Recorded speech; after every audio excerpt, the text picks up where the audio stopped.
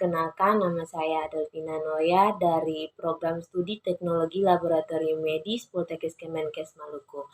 Nah, di video kali ini saya akan menjelaskan mengenai beberapa poin yang menjadi tugas individu saya dalam mata kuliah mikrobiologi molekuler. Jadi yang pertama yang akan saya bahas yaitu mengenai PCR. Jadi PCR ditemukan oleh Kyrie Mullis pada tahun 1983 dan sejak saat itu telah menjadi salah satu teknik paling mendasar dalam biologi molekuler dan bioteknologi. Polymerase chain reaction atau PCR adalah teknik laboratorium yang digunakan untuk memperbanyak atau amplifikasi segmen DNA tertentu secara in vitro. Jadi teman-teman, in vitro itu di luar organisme hidupnya. PCR ini memungkinkan pembuatan jutaan hingga miliaran salinan DNA target hanya dalam beberapa jam saja, sehingga sangat berguna dalam berbagai bidang seperti penelitian biologi molekuler, diagnostik medis, forensik, dan bioteknologi. Selanjutnya, jenis-jenis PCR. Yang pertama ada PCR konvensional. Prinsipnya ini menggunakan enzim DNA polimerase untuk mengamplifikasi DNA targetnya. Yang kedua ada real-time PCR. Real-time PCR ini prinsipnya menggunakan enzim DNA polimerase dan probe untuk mengamplifikasi dan mendeteksi DNA target secara real-time. Yang ketiga ada nested PCR. Prinsipnya ini menggunakan dua primer untuk mengamplifikasi DNA target dalam dua tahap. Yang keempat ada multiplex PCR. Jadi prinsipnya ini menggunakan beberapa pasang primer untuk mengamplifikasi beberapa DNA target secara bersamaan. Yang kelima ada digital PCR. Prinsipnya ini menggunakan teknik PCR untuk mengamplifikasi DNA target dalam volume yang sangat kecil. Yang keenam ada PCR panas. Ini prinsipnya menggunakan enzim DNA polimerase yang aktif pada suhu yang tinggi untuk mengamplifikasi DNA targetnya. Yang ketujuh ada PCR berantai. Prinsipnya menggunakan dua primer yang tidak sama dalam jumlah untuk mengamplifikasi DNA-nya. Yang kedelapan ada PCR berulang.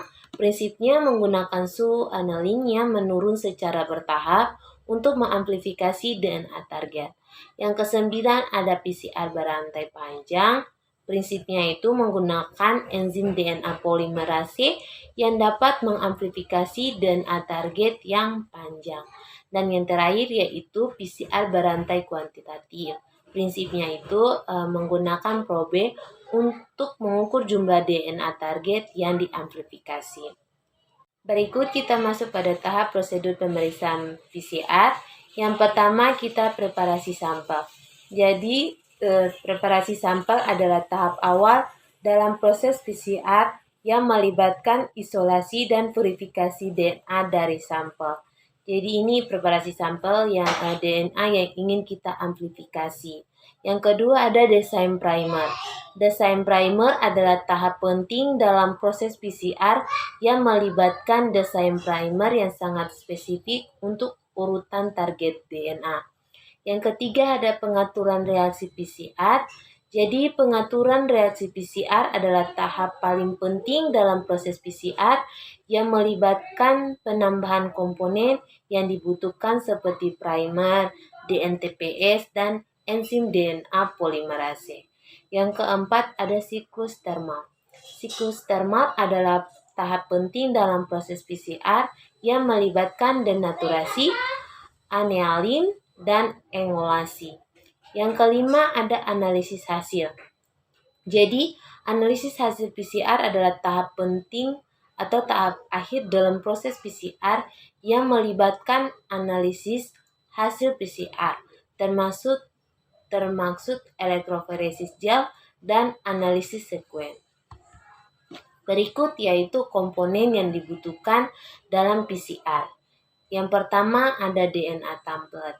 DNA template adalah molekul DNA yang akan digunakan sebagai acuan sintesis DNA baru.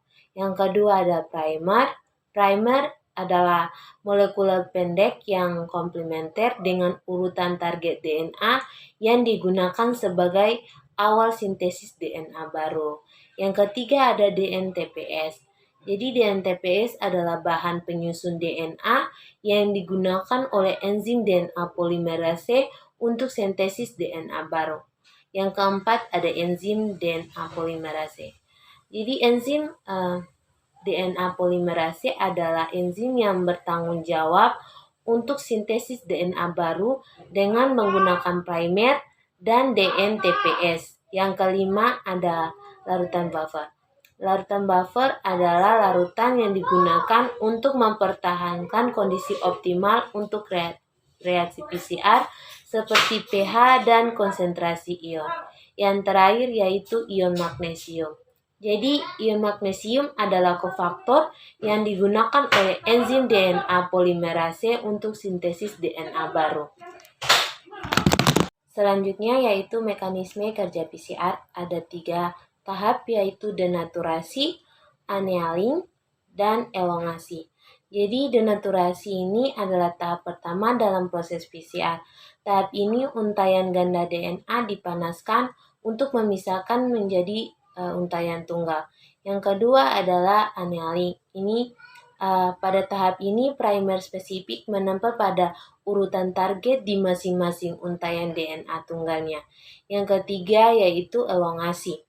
Pada tahap ini DNA polimerase memperpanjang untaian DNA baru dari primer menggunakan DNTPS sebagai bahan penyusunnya.